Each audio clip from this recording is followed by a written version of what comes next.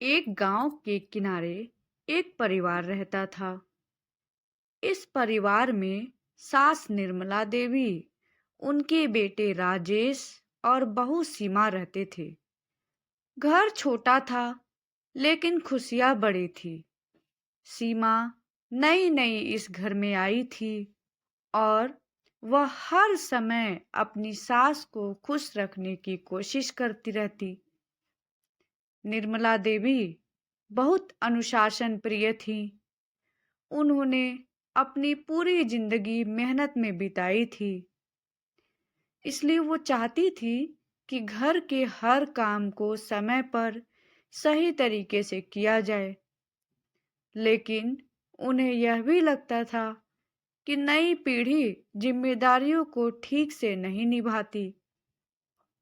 एक दिन निर्मला देवी ने सीमा की परीक्षा लेने का मन बनाया। उन्होंने सोचा, देखती हूँ यह बहू सच में इस परिवार के लायक है या नहीं।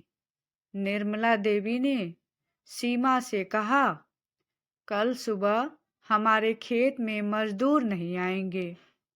मैं चाहती हूँ कि तुम मेरे साथ खेत पर चलो और सारा काम करो। देखती हूँ तुम्हारे अंदर मेहनत करने का दम है या नहीं। सीमा ने बिना कुछ कहे सिर हिलाया और अगली सुबह वह साड़ी पहनकर खेत पहुंच गई। निर्मला देवी ने सोचा था कि वह जल्दी ही थक जाएगी और शिकायत करेगी, लेकिन सीमा ने बिना रुके पूरे दिन काम किया। वह मिट्टी खोदती, पौधों को पानी देती और घास साफ करती रही। शाम को जब वे घर लौटे तो निर्मला देवी ने देखा कि सीमा के हाथों में छाले पड़ गए थे। फिर भी वह मुस्कुरा रही थी। माँ जी, आपके साथ काम करके बहुत अच्छा लगा। यह तो बहुत सुकून भरा अनुभव था, सीमा ने कहा। निर्मला देवी चकित रह गई। उन्होंने सोचा, इसने इतनी मेहनत बिना शिकायत के कैसे कर ली। अगले दिन निर्मला देवी ने एक नई योजना बनाई।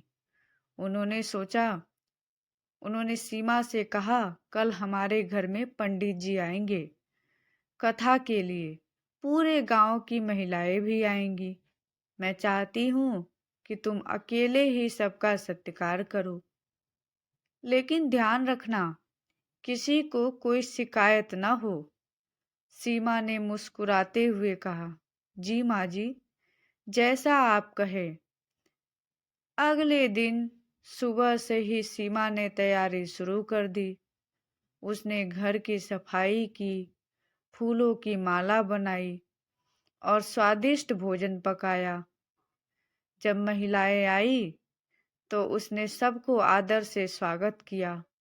उसने हर एक का ध्यान रखा और पूरे कार्यक्रम को शांतिपूर्ण और सुंदर तरीके से संपन्न किया। कार्यक्रम खत्म होने के बाद सभी महिलाएं निर्मला देवी से कहने लगी, आपकी बहू तो सच में रत्न है। इतनी संस्कारी और सलीकेदार बहू हमने आज तक नहीं देखी। निर्मला देवी यह सुनकर गर्व से भर गई, लेकिन उन्होंने अभी तक सीमा को पूरी तरह स्वीकार नहीं किया था। कुछ दिन बाद निर्मला देवी ने सीमा को फिर से आजमाने का फैसला किया। उन्होंने घर के सारे पैसे और गहने एक संदूक में रख दिए और सीमा को बुलाकर कहा, सीमा, मैं कुछ दिनों के लिए अपने मायके जा रही हूँ। यह संदूक बहुत कीमती है। मैं इसे तुम्हारे हवाले कर रही हूँ। ध्यान रखना कि इसमें से कुछ भी गायब न हो। सीमा ने सिर झुकाकर कहा, आप निश्चिंत रहें माँ जी, मैं इसकी पूरी जिम्मेदारी लूंगी। निर्मला देवी जानबूझकर 2 दिन बाद ही वापस लौटी। उन्होंने सबसे पहले संदूक खोलकर देखा। सब कुछ वैसे ही रखा था जैसे उन्होंने छोड़ा था। लेकिन निर्मला देवी को सीमा का एक पत्र मिला। उसमें लिखा था, माँ जी, यह संदूक सिर्फ आपके सामान का नहीं बल्कि आपके विश्वास का प्रतीक है। मैं इसे अपने जीवन से भी अधिक संभाल कर रखूंगी। आप मेरे लिए माँ जैसी हैं और मैं चाहती हूँ कि आप मुझ पर गर्व करें। पत्र पढ़ते ही निर्मला देवी की आंखों में आंसू आ गए। उन्होंने सीमा को अपने गले से लगा लिया और कहा, सीमा, तुमने मेरी हर परीक्षा पास कर ली। अब मुझे यकीन हो गया है कि तुम मेरे बेटे की पत्नी ही नहीं, मेरी बेटी भी हो। उस दिन के बाद सास बहू का रिश्ता पहले से भी मजबूत हो गया। दोनों ने एक दूसरे को समझने और प्यार से स्वीकार करने का वादा किया। हर रिश्ते में विश्वास और परख का समय आता है, लेकिन सच्चा रिश्ता वही होता है जो प्रेम और आपसी समझ से मजबूत होता है।